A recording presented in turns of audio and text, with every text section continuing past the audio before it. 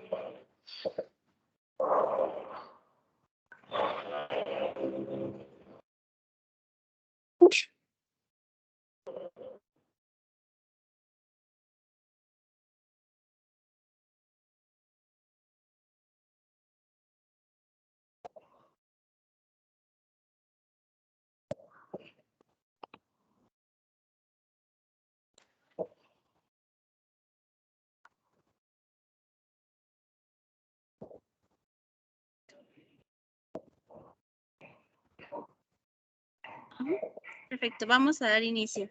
Muy buenas tardes a todos. Mi nombre es Eliana Ruiz y les doy la más cordial bienvenida a este webinar mensual donde DIPRO se complace en presentarles el tema Principios y conceptos básicos de HVAC, el cual será impartido por el ingeniero Guillermo Villegas Miranda. Guillermo es egresado de la Universidad Autónoma de México, cuenta con 9 años de experiencia en el ramo de la construcción.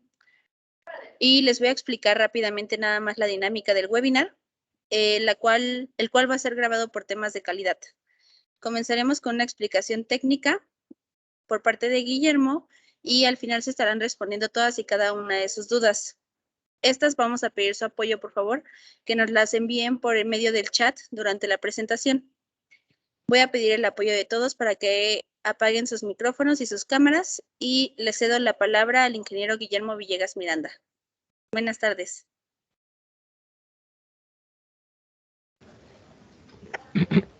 ¿Qué tal? Buenas tardes a todos. Gracias por estar aquí con nosotros. Vamos a tratar de ser lo más prácticos posibles y rápidos. Agradecería que, igual como lo comentó Eliana, si tienen alguna duda o algún comentario, pues lo anoten ahí en el chat y pues posteriormente será respondido, ¿no? Y también si alguien tiene alguna aportación, pues con mucho gusto será bienvenida. Veo que no somos tantos, así que eso facilitará un poquito el tema de la dinámica, ¿no? Bueno, pues nuestro webinar se titula Principios y conceptos básicos de HVAC. Bueno, como una pequeña generalidad o un pequeño marco teórico, una breve historia, pues el aire acondicionado no es de hace poco tiempo, ¿no? El aire acondicionado en realidad tiene mucho más tiempo de lo que nos imaginamos, ¿no?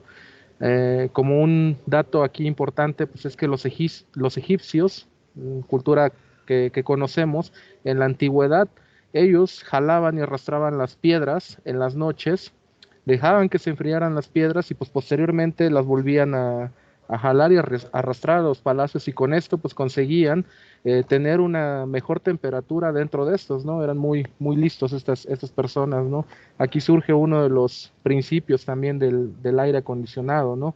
Otro punto importante, pues es Lord Kelvin, ¿no? Todo el mundo lo conocemos, pues por el tema de la impartición de la unidad de los grados Kelvin, ¿no? Pero también, pues, fue uno de los pioneros en los principios del aire acondicionado, el cual decía que el calor prácticamente iba de un cuerpo más caliente a otro cuerpo más frío, ¿no? Él fue el primero en crear un circuito frigorífico en realidad, ¿no? Y bueno, pues tenemos aquí a Willis Haviland Carrier, que seguramente todos lo conocemos como el padre del aire acondicionado moderno, ¿no? Bueno, pues qué decir de él, ¿no? Él fue el que creó los principios del aire acondicionado como lo conocemos hoy en día, ¿no? En 1902 él creó prácticamente un equipo que controlara la humedad para una empresa, ¿no? Y desde ahí prácticamente empezó a repuntar todo el tema del aire acondicionado, ¿no? Bueno, como un concepto básico, una definición básica que necesitamos nosotros que estamos inmiscuidos en el ramo del aire acondicionado y seguramente para muchos clientes que están aquí, que en algunas juntas han escuchado a los ingenieros que a veces van, ¿no? Pues bueno, vamos, es un principio fundamental el saber qué es la termodinámica, ¿no? Que es la rama de la física que estudia las propiedades que ocurren en la transformación de calor en el trabajo. Sus siglas aquí termo, pues de calor, y dinámica, pues de movimiento, ¿no? En realidad estudia el movimiento del calor, ¿no?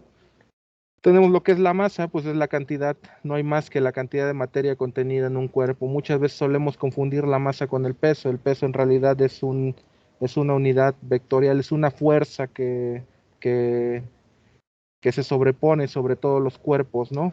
Y la masa pues solo es la cantidad de materia, ¿no? La energía, pues bueno, la energía es en realidad un aspecto primario en la naturaleza relacionado a muchos fenómenos naturales, ¿no?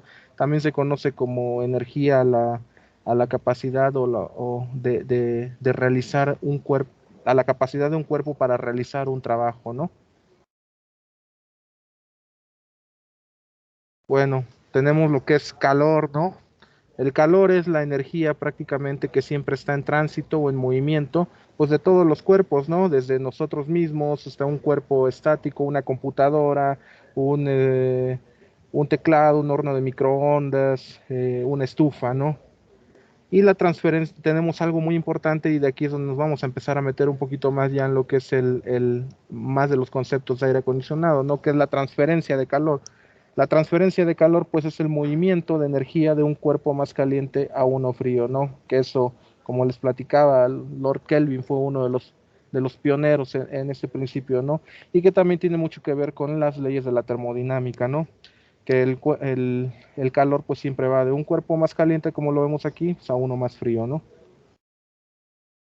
Aquí tenemos una pequeña imagen donde nos muestra gráficamente los tipos de transferencia de calor. En este básicamente son tres tipos. Tenemos lo que es la conducción, la convección y la radiación, ¿sí? Seguramente esto lo hemos nosotros escuchado en el tema del aire acondicionado, cuando tenemos nosotros, por ejemplo, hay un ejemplo muy común, los muros. Los muros tienen un valor de U, el valor de U es prácticamente un tipo de transferencia de calor por conducción. En el tema de los cristales, que tenemos un valor de U y un coeficiente de sombreado, ahí tenemos dos tipos de transferencia de calor, el valor de U es la transferencia por conducción y el coeficiente de sombreado es la transferencia por la radiación, ¿no? Que en este caso normalmente pues lo que afecta más en temas de carga térmica cuando tenemos estos valores de cristal pues es el coeficiente de sombra, ¿no? Conducción, como su nombre lo indica, pues es prácticamente al tener contacto tú con ese elemento que está más caliente, ¿no? Y la convección pues normalmente son las corrientes que se presentan en un cuerpo, ¿no? Y el tema de la radiación, pues vamos, es el calor, estamos como lo muestra aquí la imagen, ¿no? Estamos en una estufa, ponemos la mano cerca del quemador de la estufa y pues prácticamente al poco rato pues vamos a sentir como nuestra mano se va calentando más, pues al grado seguramente en algún momento pues de no soportarlo, ¿no? Tenemos otros conceptos que son la temperatura. La temperatura, pues básicamente es un concepto que lo ocupamos muy seguido en el aire acondicionado, ¿no? Y es la medida de la intensidad o cantidad de calor que hay contenido en un cuerpo, ¿no? donde tenemos distintas unidades de temperatura. Tenemos lo que son los grados Celsius o grados centígrados, lo que son el grado Fahrenheit y el grado Kelvin, ¿no? El cero absoluto, pues vamos, es básicamente a menos 273 grados Kelvin, ¿no? Tenemos lo que es la unidad BTU, que BTU son siglas en inglés, que es British Thermal Unit, que es una unidad térmica británica para medir la cantidad de calor necesario para elevar la temperatura de 1 libra de agua a 1 grado Fahrenheit, ¿no? Y la caloría también es una unidad de calor. En realidad la caloría, como lo mencionamos, aquí es la cantidad de calor que se necesita a una presión normal para incrementar la temperatura de 1 gramo de agua a 1 grado centígrado. Ambas unidades, tanto BTU como calorías, sirven para medir el calor, ¿sí? Existen sus factores de conversión. Si nos damos cuenta en los conceptos, el BTU es libra de agua a grado Fahrenheit y la caloría es gramo de agua a grado centígrado, ¿no? Tenemos aquí una imagen, pues, representando básicamente el concepto, ¿no?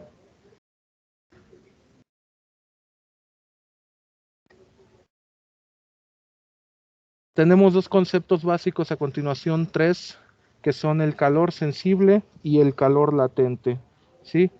El calor sensible es el calor que se puede ganar o perder en una sustancia sin cambiar su estado físico. Y el calor latente es el calor que se gana o se pierde en una sustancia o en un cuerpo manifestándose en un cambio de estado. Aquí cabe resaltar algo muy curioso, que el calor latente es algo que cambia de estado, pero normalmente se percibe menos en un aumento de temperatura, a diferencia del el calor sensible, que no cambia su estado físico del cuerpo o de la materia, sin embargo, sí se percibe más, ¿sí? Y el calor total, pues es prácticamente la suma de los dos calores. Aquí como ejemplo, pues el calor sensible, básicamente estamos nosotros calentando agua. Sabemos que el punto de ebullición del agua al nivel del mar son 100 grados centígrados. Aquí a la Ciudad de México, que es donde la mayoría de nosotros estamos, es aproximadamente a 92, 93 grados centígrados, más o menos. En esa transición de temperatura, pues prácticamente el agua experimenta una ganancia de calor sensible, porque mientras no llegue a los 92 o 93 grados Fahrenheit, en el caso de aquí a la Ciudad de México, pues prácticamente está experimentando ganancia de calor sensible. Pero cuando el agua empieza a pasar de estado de líquido a gas, es cuando empieza a recibir una cantidad de calor latente, ¿sí? Estos dos tipos de calor son los que normalmente se consideran para el tema de un balance térmico, que más adelante vamos a ver un poquito de esto, solo no vamos a profundizar tanto en el tema, pero sí lo vamos a ver. ¿Qué otro concepto importante tenemos en el aire acondicionado? Pues es la entalpía. La entalpía, uno viene aquí, pero es simbolizado con una letra H.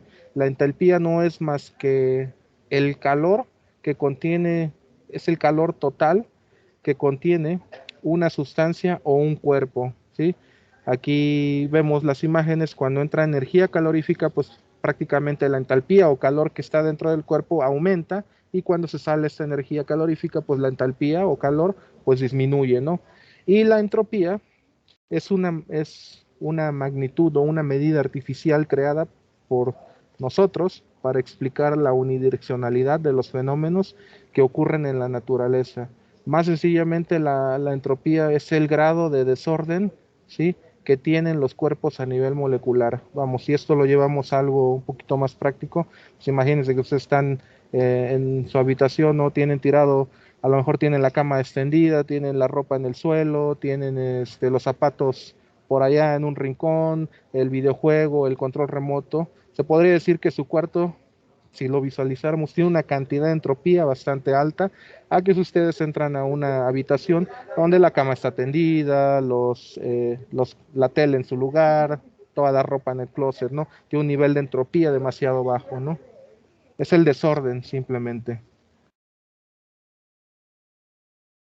Ok, y pues como un concepto, pues muy básico, importante, tenemos lo que es la tonelada de refrigeración, que la mayoría de nosotros lo hemos lo hemos oído, ¿no?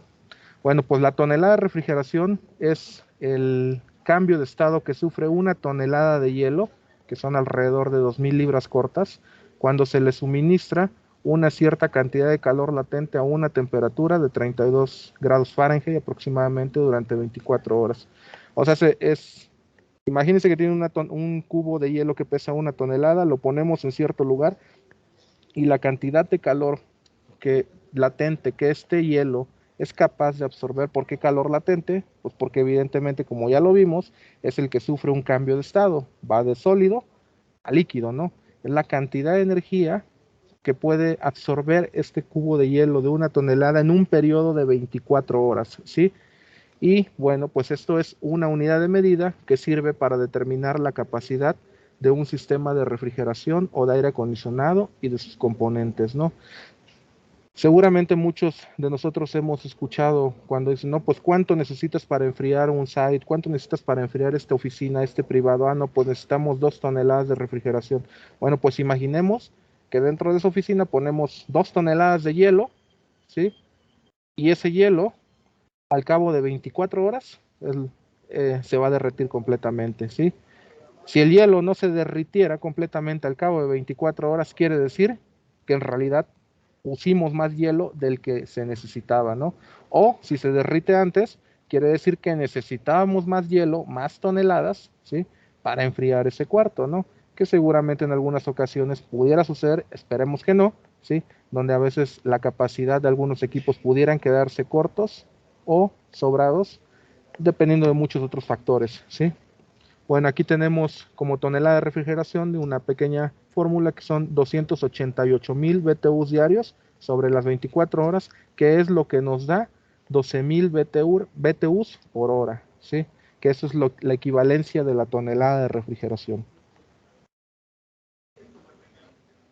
Bueno, como principios tenemos algo muy básico, importante para todos los que estamos en el ramo del aire acondicionado, y también pues vamos para que también nuestros clientes igual en algún momento pues deban saber, ¿no? Tenemos básicamente estos conceptos. Esta imagen que se muestra aquí es prácticamente una carta psicométrica, ¿sí? Que nos ayuda a visualizar qué líneas, ¿sí? Son las que tenemos de acuerdo a los conceptos que manejamos. Tenemos lo que son temperaturas de bulbo seco, temperaturas de bulbo húmedo, lo que es humedad relativa, temperatura del punto de rocío, ¿sí? La humedad específica, la entalpía, que ya lo vimos, y el volumen específico, ¿sí? La temperatura de bulbo seco, si nosotros nos damos cuenta aquí, es prácticamente una línea vertical en la carta psicométrica, ¿sí? La temperatura de bulbo húmedo es una línea inclinada, ¿sí? Aquí que es esta que les estoy mostrando. La humedad relativa, prácticamente una línea más o menos paralela a esta curva de la carta, ¿sí? La temperatura del punto de rocío es prácticamente la intersección entre todas estas líneas que vemos. La humedad específica prácticamente es una línea horizontal que normalmente vemos a la derecha de las cartas psicométricas en otra línea, ¿sí? Es esta. La entalpía es una línea también aquí inclinada. La entalpía y el bulbo húmedo normalmente van casi paralelas, ¿sí? Solo que la entalpía, digo aquí en este esquema hecho no se alcanza a apreciar, pero la entalpía va ligeramente desfasado de lo que es el bulbo húmedo, ¿sí? Y tenemos lo que es el volumen específico, que es esta línea, ¿sí?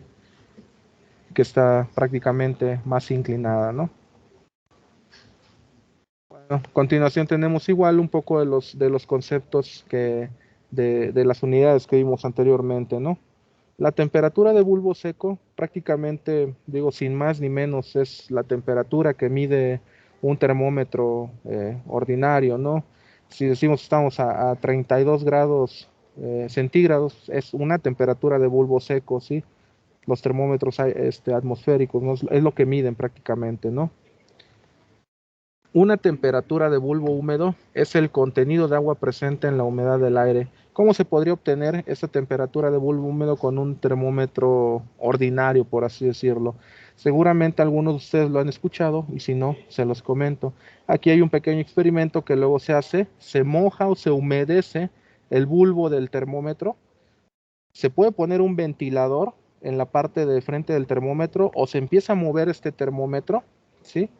Y la temperatura que registra cuando esta humedad que está en el bulbo se empieza a evaporar es la temperatura de bulbo húmedo, ¿sí? Si nosotros notamos que la humedad del bulbo ya se empieza a disipar, nosotros vemos en el termómetro y si vemos, no sé, por ejemplo, 60 grados, ¿sí? Pues esa es la temperatura de bulbo seco del lugar, ¿sí?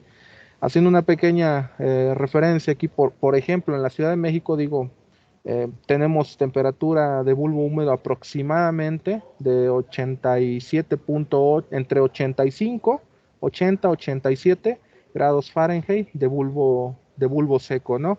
Que viene siendo alrededor de 30, 31 grados centígrados, ¿no? Y tenemos una temperatura de bulbo húmedo de 62, de entre 60, 64 grados Fahrenheit, que viene siendo alrededor de 25, 26 grados centígrados aproximadamente, ¿sí?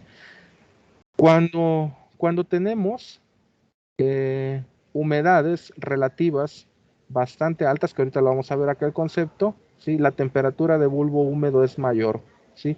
Por ejemplo, si tenemos en costa, hablando, no sé, de Veracruz, tenemos ahí temperaturas de bulbo húmedo, temperaturas de bulbo seco de alrededor de 95, 96 grados Fahrenheit, que vienen siendo como 35 grados centígrados aproximadamente.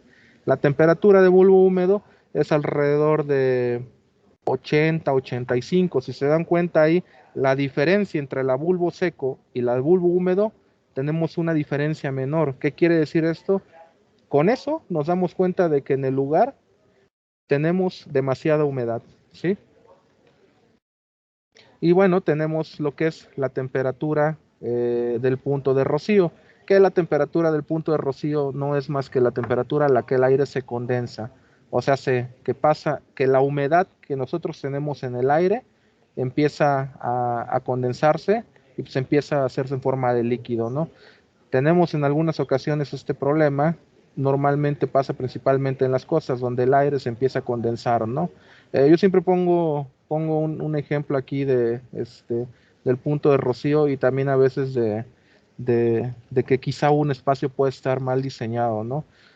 Y eso yo lo he visto y lo he vivido personalmente cuando anda uno cerca de lugares igual costeros. Si tú vas a un banco o un Oxxo en una costa, de repente empiezas a ver que los cristales están empañados, ¿sí?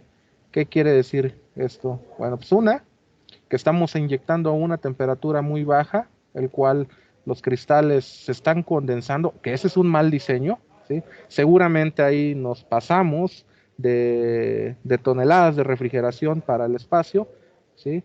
Y pues la otra, que el punto de rocío en las costas normalmente es más alto, ¿sí? En las costas es donde tenemos mayores problemas de condensación. ¿Por qué? Porque la temperatura del punto de rocío es más alto, a diferencia de los lugares, por ejemplo, la Ciudad de México, ¿sí? Donde tenemos humedades relativas muy bajas y las temperaturas del punto de rocío pues también son demasiado bajas, ¿no? ¿Qué es la humedad relativa? Bueno, la humedad relativa no es más que la cantidad de humedad que tiene el aire respecto a una máxima cantidad que pudiera tener. O sea, es decir, si nosotros, cualquier cantidad de aire, si nosotros pudiéramos agarrar, por ejemplo, 1 kilo de aire, ¿sí? Y ese kilo de aire tiene 500 gramos de vapor de agua, pues ¿qué quiere decir? 500 es la mitad de 1, ¿sí? Tenemos un 50% de humedad relativa. La humedad relativa básicamente no tiene unidades, ¿sí? La humedad absoluta o específica, esa sí, es la cantidad de vapor de agua contenida en una determinada cantidad de volumen de aire, ¿sí? Aquí puedes, igual, si nosotros agarramos el mismo kilo de aire y ese kilo de aire tiene 500 gramos, entonces la humedad específica son 500 gramos, ¿sí? Sobre kilogramos, ¿no? Esa sería la humedad absoluta o específica, ¿vale? Y tenemos lo que es la entalpía, que ya lo habíamos venido viendo, que es el total de calor de una sustancia, ¿no? Y el volumen específico, pues es el volumen ocupado por la cantidad de masa de una sustancia o un cuerpo. El volumen específico se mide en metros cúbicos sobre kilogramo, puede ser sobre kilogramo o sobre libra, ¿no? E igual ponemos, por ejemplo, es el muy mencionado de qué pesa más, ¿no? ¿Un kilo de plomo o un kilo de plumas, ¿no? Bueno, ambos, ¿sí? Ambos son lo mismo, ¿no? O sea, un kilo, pues es un kilo, ¿no? Solo que el kilo de plumas seguramente ocupará, no sé, 30, 40 veces más de volumen que un kilo de plomo, ¿no? ¿Qué quiere decir? Que el volumen específico del kilo de plumas es mayor, quizá el volumen específico del kilo de plumas son 100 metros cúbicos sobre kilogramo, y el del kilo de plomo, pues son alrededor de medio metro cúbico sobre kilogramo, ¿no? Bueno, aquí tenemos un ejemplo de lo que es la carta psicométrica, ¿sí? Es las líneas que nosotros veíamos anteriormente. Esa es una carta psicométrica al nivel del mar, ¿sí? También tenemos ya cartas psicométricas a distintas altitudes. Digo, normalmente para el cálculo del tema del aire acondicionado, pues ya se tienen también software donde tú le metes la altura, la altitud o la presión que es de acuerdo al lugar donde se va a calcular el aire, la cantidad de aire acondicionado, y pues automáticamente la carta psicométrica se ajusta, ¿no? Ok, eh, como principio igual tenemos algo muy importante, y que de esto detona todo lo que vemos nosotros de instalación y en un edificio, en un centro comercial, que es el balance térmico, ¿no? Hay por ahí, si no mal recuerdo, hay un webinar de balance térmico donde se explica todavía más a detalle este tema, ¿sí? Aquí solamente vamos a hacer una pequeña introducción, ¿no? Bueno, lo que es el balance térmico que se realiza para obtener la cantidad de toneladas de refrigeración que se necesitan para condicionar un lugar, bueno, tiene distintas implicaciones, como son la ganancia de calor.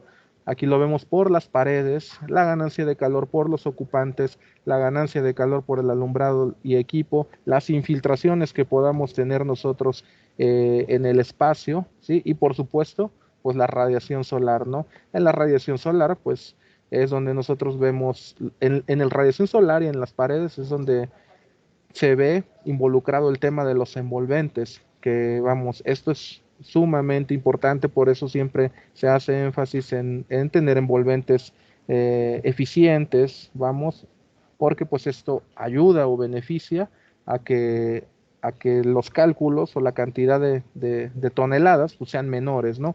También sabemos que a veces hay que poner todo esto en una balanza, ¿no? Y ver, ok, pues a lo mejor me sale más barato instalar 10 toneladas de refrigeración, ¿sí? Que ponerle un aislamiento, un poliestireno a mi losa, ¿sí? Ponerle lana mineral a mis muros, ¿sí? Para bajar esto, ¿no? Ok, bueno, pues aquí tenemos una pequeña imagen nada más denotando lo anterior que habíamos visto, ¿no? Lo que es la radiación solar, que normalmente se transmite por los vidrios, ¿sí? Al igual en los techos, ¿sí? Como les comentaba, por los vidrios tenemos dos tipos de transferencia de calor, lo que es la radiación, aunque no estemos tocando el vidrio, ¿sí? De todas maneras sentimos ese calor, ¿no? Y si lo tocamos, pues claro está que también. Y los techos, donde pues solo sentiríamos esa transferencia de calor al tocarlo. Los techos o los muros prácticamente se consideran elementos opacos, ¿no? Por eso se considera que tienen un tipo de transferencia de calor que es por conducción, ¿no? Tenemos también lo que es el calor de las personas, aquí lo vemos, ¿sí? El calor de los equipos, de las luces, ¿sí? Todo lo eléctrico. ¿Sí? Aquí tenemos una pequeña imagen que denota lo que es un sistema muy sencillo de aire acondicionado, un sistema de ventilación mecánica, ¿sí? Donde tenemos básicamente, nosotros aquí tenemos un sistema de extracción, ¿no? Tenemos lo que es el baño, tenemos acá otro cuarto que puede ser desde un cuarto de aseo, ¿sí? Puede ser incluso a lo mejor un cuarto de servicio, ¿sí? Y lo que es una cocina. Estamos extrayendo y todo eso lo llevamos al exterior. Esta caja que se ve aquí pues, puede ser un elemento, ¿sí? que induce el aire desde un ventilador, desde una unidad purificadora de aire, etc, etc, ¿no? Aclaro que esto es solamente un ejemplo, no me voy a meter tanto, porque ahorita creo les dije el sanitario, cocina y calentadores, ¿no? Ya el tema de que si podemos mezclar o no esas extracciones es otro, ¿no? Que normalmente, bueno, no normalmente, no se pueden mezclar, sí, sí lo aclaro mejor, ¿sí? Los calentadores van aparte, las extracciones, de lo que son los sanitarios, ¿no? Por temas de seguridad. Ok. Tenemos aquí igual otro sistema de aire acondicionado. ¿Sí? Aquí tenemos el típico mini split. Normalmente yo creo que a todos nosotros, ahorita les voy a mostrar más, poquito más de sistemas de aire acondicionado, porque seguramente a todos se nos viene a la mente cuando decimos aire acondicionado mini split, ¿no? Es lo primero que se nos viene a la mente. La verdad yo también, antes de que entrara aquí me decían aire acondicionado y yo luego pensaba mini split. Pero no, realmente detrás de lo que es aire acondicionado hay muchos más equipos, más tipos de sistemas, ¿no? Pero bueno, ocupamos el mini split para ejemplificarlo más fácilmente, ¿no? Tenemos lo que es el modo de refrigeración. En el modo de refrigeración tenemos aquí lo que es la unidad condensadora, tenemos aquí lo que es la unidad evaporadora, ¿sí? El mini split aquí en este caso está compuesto por la condensadora y el evaporador, ¿no? Que el evaporador prácticamente tiene unos serpentines internos, ¿sí? Por el cual pasa el aire que está en el interior. Vamos, esos serpentines normalmente pasa refrigerante por ellos o agua helada, ¿sí? Y al pasar el aire por esos serpentines prácticamente baja su temperatura, ¿no? El aire. Cabe resaltar que algo muy importante, que el calor siempre se va a transferir de un cuerpo más caliente a uno más frío, ¿sí? Entonces aquí el aire que tiene una cantidad de calor mayor, porque tiene una temperatura más alta, pasa por los serpentines, le cede su calor a los serpentines, ¿sí? No es que el frío del serpentín se vaya al aire, le cede el calor el serpentín y automáticamente baja su temperatura y así le inyecta al espacio, ¿no? Y bueno, este circuito que tenemos aquí, pues prácticamente ese calor que ya se trajo cedido por el aire, viene, entra a la condensadora seguramente lo hemos visto, tiene unos ventiladores, ¿sí? O un ventilador, y cuando pasa por esos ventiladores prácticamente el aire que traen los serpentines con el refrigerante cede el calor al medio ambiente, ¿sí? Y pues básicamente se pierde, ¿no? Esto es en modo refrigeración. En modo calefacción es diferente. El modo calefacción prácticamente nuestra unidad exterior se convierte en lo que llamamos el evaporador. Hagan de cuenta que se convierte en la interior, y la interior se convierte en el condensador, ¿no? Aquí lo que nosotros hacemos prácticamente es aprovechar el calor, el poco calor que está en el exterior, ¿sí? Para que caliente las tuberías de refrigerante, lo pasemos nuevamente por nuestra unidad interior, vamos, y este serpentín ahora le ceda su calor al aire que está en el interior y pues salga a una temperatura más alta y pues de confort, ¿sí? Aire acondicionado no solamente es decir, pues el clima o enfriemos, no, aire acondicionado es estar a una temperatura de confort, puede ser enfriando, ¿sí? O calentando, ¿no? Aquí tenemos, qué otro sistema de aire tenemos? ¿Sí? Pues es un sistema a base de aire lavado, ¿sí? Tenemos una pequeña imagen de lo que es una lavadora de aire, que son los equipos que normalmente se utilizan aquí, ¿sí? Donde el aire caliente del exterior entra, ¿sí? Aquí. Normalmente aquí tenemos una tina con agua, ¿sí? Tenemos la bomba y el flotador. Esta bomba lo que hace es recircular el agua que está contenida en este recipiente y lo pasa por una especie de filtros que se llaman Celdex, ¿sí? Lo pasan, eh, echan el agua en estos filtros o Celdex, y cuando el aire caliente pasa por el aire lavado, ¿sí? pues vamos, absorbe humedad el aire y pues al absorber humedad baja su temperatura, ¿sí? Y se inyecta a lo que es por una red de ducterías a lo que es la zona que se está tratando, ¿no? Cabe mencionar que el aire lavado no es lo más ideal para todos los lugares, ¿sí? El aire lavado normalmente se utiliza en zonas o regiones con temperaturas de bulbo seco muy bajo y con humedades relativas muy bajas, ¿sí? ¿Por qué? Pues porque en los lugares secos, más secos como la Ciudad de México, el aire no tiene tanta humedad contenida, entonces quiere decir que todavía le podemos añadir más humedad para bajar esa temperatura, ¿sí? Y en la costa, pues, instalar un sistema de aire lavado prácticamente pues, sería algo innecesario, ¿no? En la costa tenemos humedades relativas muy altas, tenemos mucha humedad contenida en el aire. ¿Cuánto le podríamos bajar de temperatura en una costa? Con 1 grado centígrado, ¿no? O sea, de nada nos serviría, ¿no? Tenemos aquí igual unos equipos que normalmente se utilizan para lo que conocemos como los sistemas centrales de agua helada, ¿no?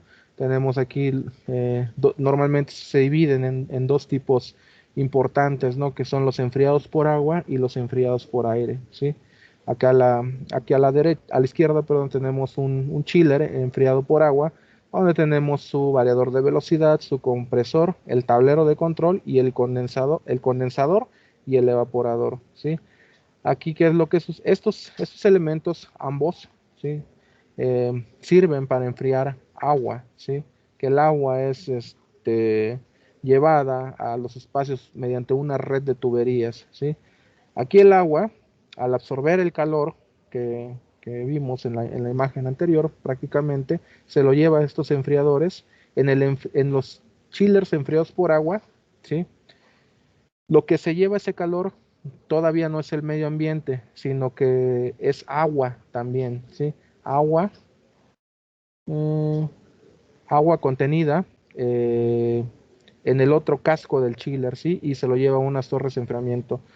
Por ahí hay una pregunta de cuál es las temperaturas que se tienen en modo de enfriamiento y calefacción.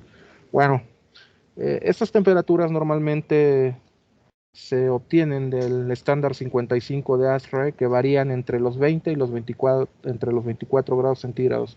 Nosotros, ¿sí? Aquí en DIPRO normalmente, eh, como, eh, como una manera de estandarizar, tenemos alrededor de 22.2 grados centígrados para el tema del enfriamiento, que son 72 grados Fahrenheit.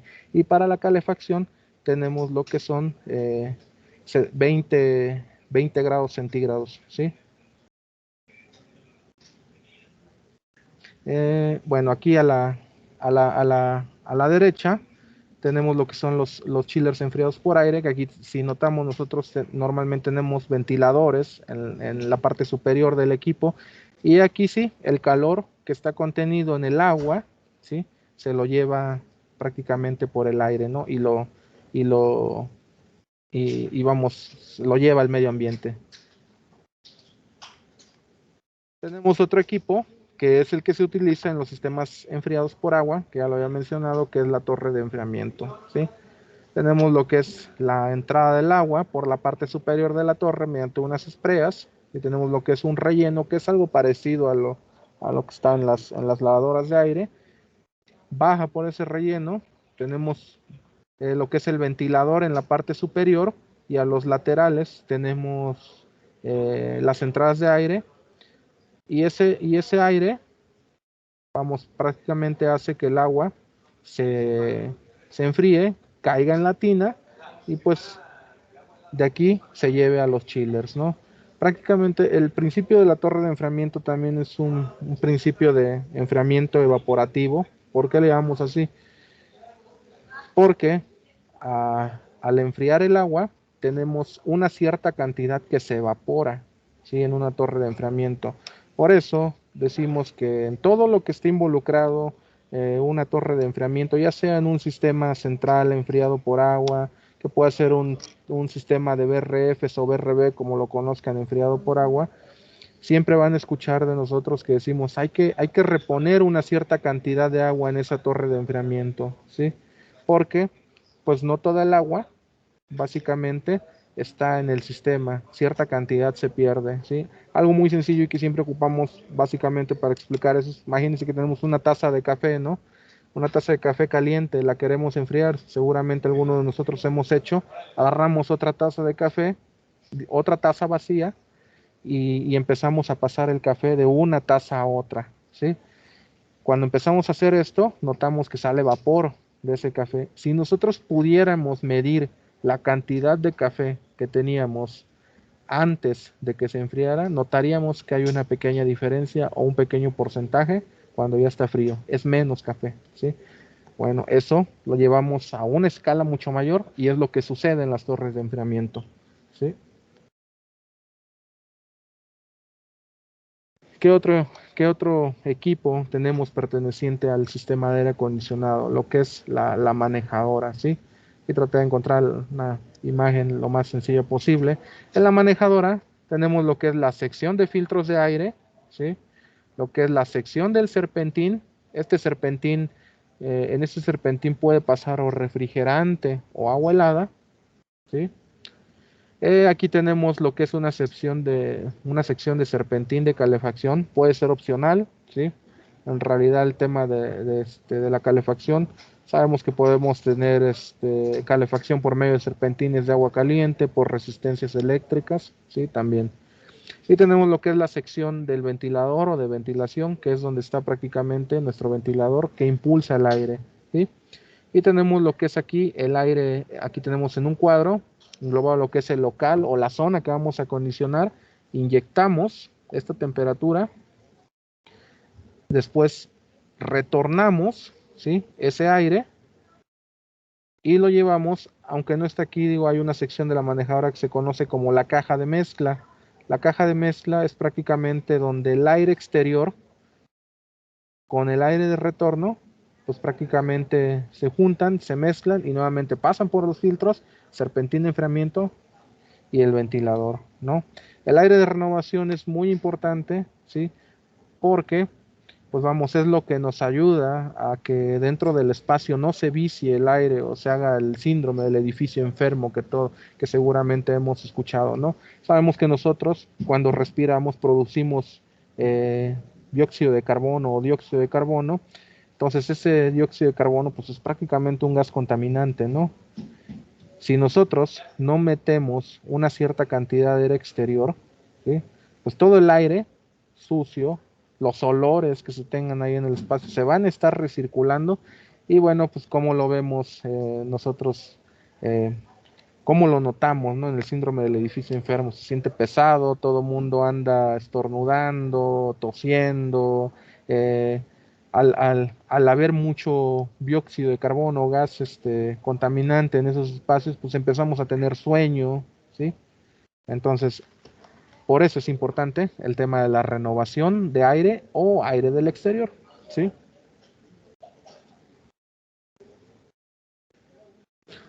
Aquí tenemos, ya lo habíamos visto, digo, tenemos lo que es nuevamente la lavadora de aire, los filtros, la tubería que es la que recircula el aire, el ventilador, ¿no?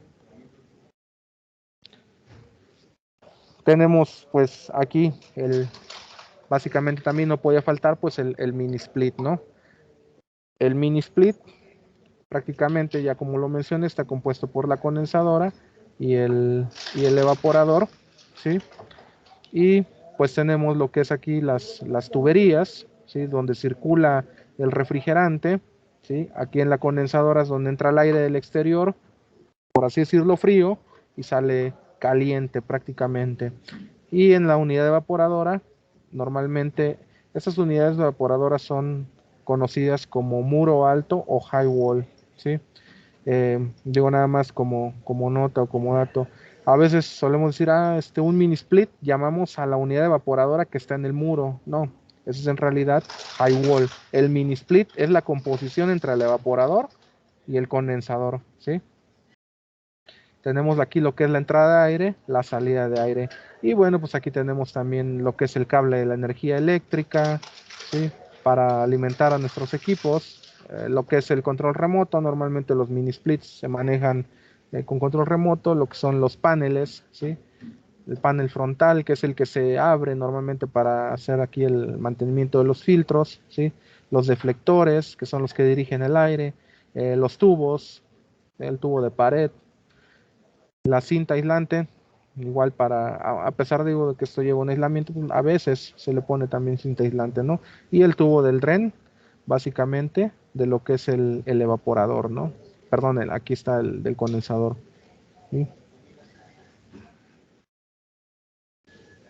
Ok, aquí tenemos lo que es un ejemplo de lo que es la bomba de calor, ¿sí? Tenemos lo que es aquí el evaporador, el condensador, lo que les comentaba, ¿no? Aquí en el evaporador prácticamente es donde viene el líquido o el refrigerante. Perdón, alguien tenía la mano levantada. Adelante. ¿Qué tal, Guillermo? Buenas tardes, Hola. Luis Alvarado. Hola Luis, Oye, ¿qué tal? una consulta en cuanto a tu diagrama anterior. Me surge el tema de la ubicación de la condensadora una vez instalada al exterior. ¿Qué es más recomendable, tenerla al suelo o en el techo? ¿Me Ok. afecta en algún punto la eficiencia del equipo? Bueno, digo, aquí solamente es el diagrama. Normalmente sí se tienen al techo. En el caso de los mini splits, digo, la verdad es que es algo que se podría decir que es un poco despreciable porque los mini split de entrada está condicionado a que no soportan tantas distancias, ¿no? Pero sí es más recomendable que sea en un lugar alto, ¿no? ¿Por qué? Porque aquí lo que mueve, a diferencia de un sistema de agua helada, donde tenemos agua y lo que impulsa el agua son unas bombas, ¿sí? Aquí lo que mueve el refrigerante son los compresores que están en ese condensador, ¿sí? Si nosotros ponemos el condensador debajo de lo que es el evaporador, se forza más en el tema de mover el refrigerante y pues sí, pudiera, pudiera verse mermado en temas de eficiencia. Vuelvo a repetir, en un mini split quizá no se note tanto, pero cuando tenemos ya sistemas VRF que son sistemas más complejos y que sí soportan distancias más largas, si los condensadores los tenemos ubicados debajo de los evaporadores, vamos, nos vemos mermados sí a veces en temas de eficiencia y si soportan 100 metros, si el condensador está ubicado abajo, a lo mejor nada más soportan 30. Si el condensador está Ok. ubicado arriba, puede soportar 50 o 60 metros de distancia. No sé si contesté. Sí, claro que sí, muchas gracias. Sí, de nada. Bueno, aquí digo, tenemos lo que es el diagrama de prácticamente de lo que es una bomba de calor, donde prácticamente esta válvula que tenemos aquí, ¿sí? Y esta válvula que tenemos aquí de uniflujo es prácticamente la que invierte el ciclo de refrigeración y es el que hace que esto se convierta el condensador, esta parte, y el evaporador, ¿sí? Tenemos lo que es el evaporador, por el evaporador traemos el refrigerante, básicamente a líquido a baja presión, ¿sí? Una vez que el calor que hay contenido en el medio ambiente se lo cede al, al refrigerante, ese se transforma en vapor a baja presión, ¿sí? Viene por aquí. Digo, acumulador de succión es prácticamente algo que no es tan básico en el ciclo de refrigeración. Pasamos por el compresor comprime ese gas, ¿sí? Ese gas sale como gas a alta presión, ¿sí? Viene aquí en lo que es el condensador, ¿sí? Empieza a condensar, sale como gas, perdón, como líquido a alta presión y tenemos lo que es la válvula termostática, que prácticamente esta válvula lo que hace es expandir, bajarle la presión al líquido y nuevamente sale como líquido a baja presión, ¿no? Y en el sentido inverso, perdón, la válvula inversora o de 4 vías es esta, ¿sí? Esto es cuando en lugar de que vaya así el sentido del flujo, lo invierte y empezamos al revés, ¿no? Okay. Aquí ya lo vimos, digo, resumiendo aquí un poco el tema, tenemos los equipos, que son los fan and coils, ¿sí? Tenemos unidades cassette, las unidades a suelo, manejadoras, bueno, eso es un serpentín en realidad, lo que es las unidades de pared o de muro alto, ¿sí? Lo que son también unidades a techo, ¿sí? Es prácticamente como las unidades de pared, pero son para capacidades más grandes, ¿sí? Y pues prácticamente en lo que es el fan and coil, básicamente es el mismo, es un sistema similar que en el de una manejadora. Digamos que un fan and coil es una manejadora más pequeña, ¿no? Si así lo queremos visualizar. Bueno, aquí poniéndole un poco igual de tema de ventiladores, que aunque esto ya normalmente no se ve en el aire acondicionado, pues sí en los sistemas de ventilación, ¿no? Tenemos lo que son los ventiladores axiales y los ventiladores centrífugos, ¿no? Son como las dos grandes familias, por así decirlo, que tenemos de ventiladores. Porque axial, vamos, el término de axial o de centrífugos prácticamente se define por el tipo de hélice o de aspa que tienen estos ventiladores, el tipo de turbina, ¿no? Un ventilador axial básicamente es como un ventilador que tenemos nosotros en nuestra casa o que pudiera ser de techo, ¿no? Y un ventilador centrífugo es una especie ya de turbina, ¿sí? Que trae adentro el ventilador con más álabes, ¿sí? Estos son los ventiladores centrífugos. Aquí tenemos algunas de las partes de los ventiladores axiales, lo que es la embocadura, lo que es la base para las chumaceras del motor, lo que es el motor, el eje, las chumaceras y la polea motriz, que es la que va conectada al motor del equipo y la polea que se impulsa, ¿no? Eh, Tenemos dentro de los ventiladores también los que son de transmisión directa o por transmisión de poleas y bandas, ¿no? Como es el ejemplo.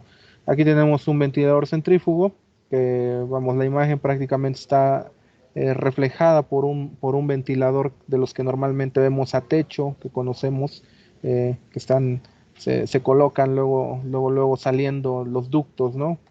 Que se ocupan pues para extracciones sanitarios, para ventilaciones de cocina también, ¿no?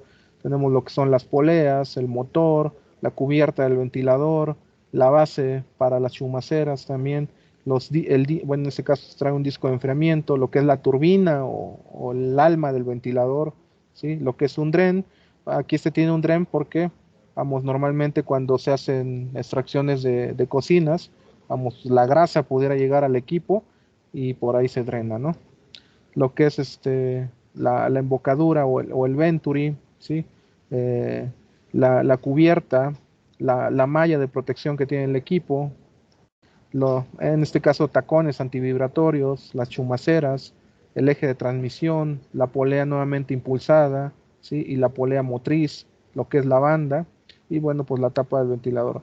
Aquí falta un elemento importante, digo, no aparece aquí en la imagen, pero es algo que normalmente llamamos el roof curve, ¿no? Que el roof curve es como una base del ventilador más grande sobre la cual va colocada este tipo de ventiladores, ¿no? Bueno, tenemos aquí ya lo que son los ductos. Aquí tenemos una imagen, ¿no?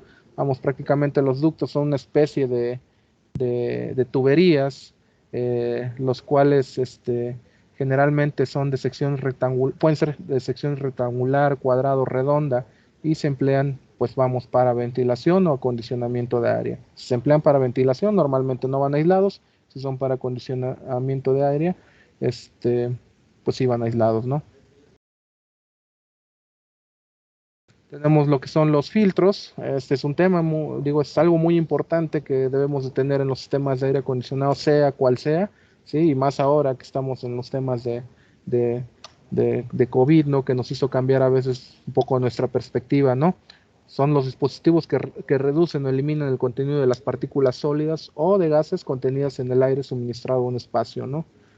Tenemos igual aquí lo que son, tenemos varios tipos de filtro, digo también, no vamos a ahondar tanto en eso, digo, pues, si hay alguna duda, pues tratamos de responderla.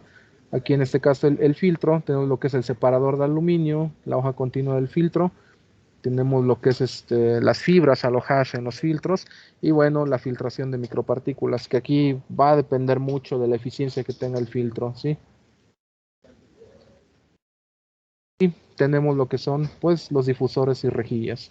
Los difusores y rejillas pues prácticamente son los dispositivos que utilizamos en el sistema de aire acondicionado pues para suministrar y distribuir lo más proporcionalmente posible el volumen del aire, ¿sí? Pues para que se logre una ventilación o un acondicionamiento pues de manera eficiente o adecuada, ¿no? Bueno, pues con esto básicamente terminamos lo que son los principios y conceptos básicos del aire acondicionado. La verdad es que el aire acondicionado es una especialidad bastante amplia. A lo mejor fue un poco rápido, pero honestamente si quisiéramos verlo más a detalle, a mí me encanta mucho, digo, pero nos llevaríamos seguramente todo, todo más de un día, ¿no? Pero bueno, pues espero haberles transmitido lo más importante de lo que es esto. Ahora sí, si tenemos alguna duda o algún comentario, por favor escríbanlo por el chat. Creo que había visto unas.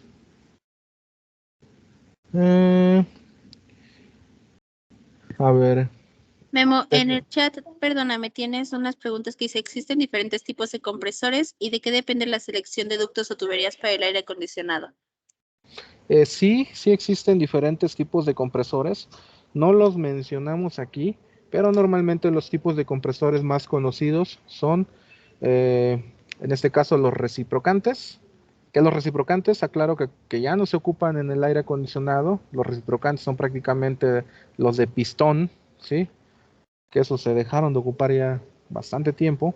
Lo que son los compresores tipo scroll, ¿sí?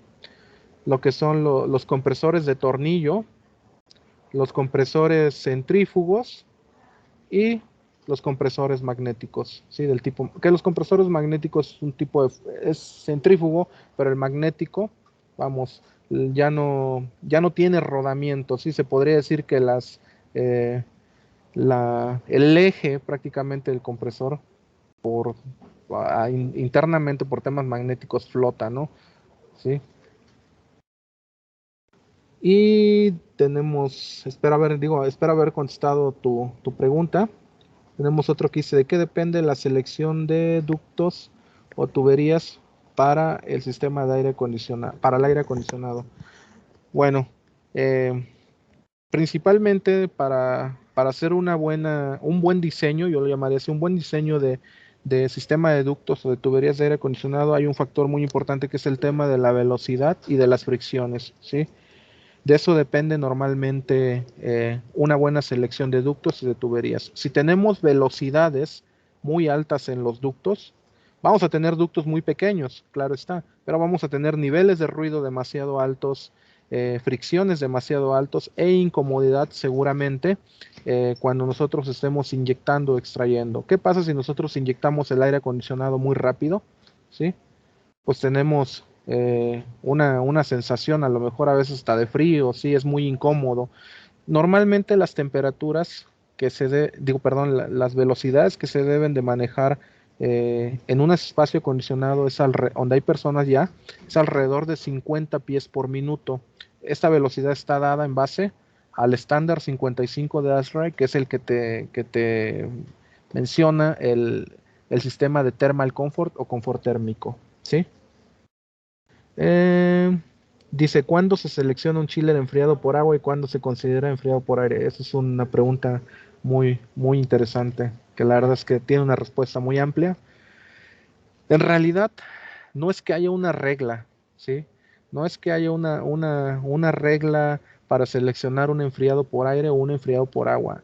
Anteriormente, pensábamos que a partir de cierta cantidad de toneladas ya era enfriado por agua y ya enfriado por aire, pues prácticamente se considera un poquito más incompetente, ¿no? Pero en realidad todo esto depende ya mucho de la eficiencia de los equipos. Ya hay equipos muy eficientes de aire de 600, 700 toneladas, ¿vale? En realidad pueden ser ambos, ¿sí? Para saber qué es lo que más nos conviene, realmente tenemos que hacer una comparativa de inversión inicial de los equipos, vamos, versus el desempeño de los equipos, que es lo que normalmente nosotros hacemos en DIPRO al iniciar un proyecto. Podemos comparar un sistema enfriado por aire, un sistema enfriado por agua, un BRF, o BRB, un mini chiller, ¿sí? Todos esos sistemas tenemos que compararlos para realmente poderles ofrecer a nuestros clientes y guiarlos por lo que sea lo más óptimo. Aunque también sí notaremos que en los sistemas más grandes, pues vamos a tener enfriados por agua, ¿vale? Pero vuelvo a repetir, ya no es una regla, ¿sí? No es una regla. Sí, los sistemas enfriados por agua son más eficientes normalmente que los enfriados por aire, pero la inversión inicial de un sistema enfriado por agua es mucho más alta que la de un sistema enfriado por aire, ¿ok? Dice, a ver, para un sistema central, ok, dice, en un sistema BRF, ¿qué tipo de filtros son recomendables para el tema de COVID? Bueno, en realidad no nada más es para un sistema BRF, sino también puede ser para un sistema con manejo. Bueno, en realidad los filtros van en lo que llamamos el evaporador del equipo, en lo que son las manejadoras y los fan and call. Si nosotros realmente quisiéramos eliminar el tema del virus del COVID, tendrían que estar expuestos a los filtros ultravioleta, que también por ahí teníamos alguna presentación de esto, de un poco más enfocado al, a estos filtros. En realidad son los únicos filtros capaces de eliminar el virus del COVID y tiene que estar una cierta cantidad de tiempo expuesto a la luz ultravioleta este virus, ¿sí? Pero, pues, ¿qué ayuda para el tema del COVID? Bueno, pues tener una mejor renovación de aire, tener unos filtros más limpios, ¿sí? Dice, anteriormente preguntaron las temperaturas para diseño y calefacción. Rango de acuerdo a R55 es el mismo para condiciones de verano o de invierno. No, sí pueden variar las temperaturas de acuerdo al verano o al invierno, ¿sí? Normalmente el enfriamiento se considera para el verano y la calefacción, pues vamos, para las redundancias, es para el invierno. Pero aquí en la Ciudad de México, digo, por poner un ejemplo, la verdad es que la ciudad a veces no tiene temperaturas tan extremas, ¿sí? Y pues normalmente en invierno podemos tener temperaturas similares de acondicionamiento en los lugares, ¿sí? Se necesita un equipo adicional para el tratamiento de agua de un chiller. Sí, si es un sistema enfriado por agua, donde vamos a involucrar torres de enfriamiento, normalmente sí se necesitan equipos adicionales, ¿sí? Estos equipos adicionales pueden ser un conjunto de separadores de sólidos, ¿sí? Que el separador de sólidos son los líquidos en suspensión del agua y un sistema de tratamiento químico, ¿sí? Puede ser químico, puede ser sin químicos, ¿sí? Pero normalmente sí es más recomendable el tratamiento químico, porque aquí en la Ciudad de México y prácticamente en todo el país, vamos, el agua que tenemos tiene altas concentraciones de sílices, por lo cual un tratamiento de agua sin químicos sí funciona, pero va a ser menos eficiente que un tratamiento químico, ¿vale? La otra dice, ¿alguna recomendación de diseño para sistemas de aire acondicionado por instalarse en ambientes corrosivos? Bueno, me imagino que por ambientes corrosivos te refieres al, a la costa, ¿no? Normalmente, y digo también un poco aclarándolo abajo, más que los filtros en las costas, eh, prácticamente se pide que todos los componentes de los equipos de aire acondicionado estén recubiertos para protección de ambiente salino. Está lo que es el recubrimiento epóxico, están los recubrimientos para las tarjetas de control, ¿sí? Y vamos, para lo que es el interior, pues a veces esto se presenta mucho en los hoteles. Digo, normalmente el aire que viene del exterior se trata también. Se trata para que cuando se inyecte al espacio, pues tenga una humedad más baja y con esto retardemos un poco lo que es el deterioro de los inmuebles, ¿no? Sí. Pues bueno, creo que ya nos pasamos aquí un poco del tiempo. Digo, empezamos un poquito, unos 5 o 10 minutos tarde, pero Sí, Memo, pues perdóname. sí, adelante, Eli. Muchas gracias a todos por sus preguntas. Nos llevamos de tarea estas últimas dos que dejaron aquí en el chat y con mucho gusto todas las dudas que puedan tener se las vamos a contestar en el correo de dipro@dipro.com.mx. Ahí con mucho gusto nos las pueden hacer llegar y se las vamos a estar respondiendo. Ok, pues de antemano muchas gracias a todos y espero que les haya aportado un poquito esto y seguramente nos estaremos viendo ya en algunos otros más adelante, webinars más específicos ya acerca de los sistemas, ¿no? Gracias a todos, que tengan buena tarde. Agradecemos mucho a todos por su participación y su tiempo, así como los invitamos a visitar nuestra página web, donde podrán visualizar todos nuestros webinars. Dipro, Alta Ingeniería al Cuidado de su Inversión, les desea que pasen una excelente tarde. Gracias a todos. Bye. Gracias, Guillermo. Bye, Eli. Gracias, buena tarde.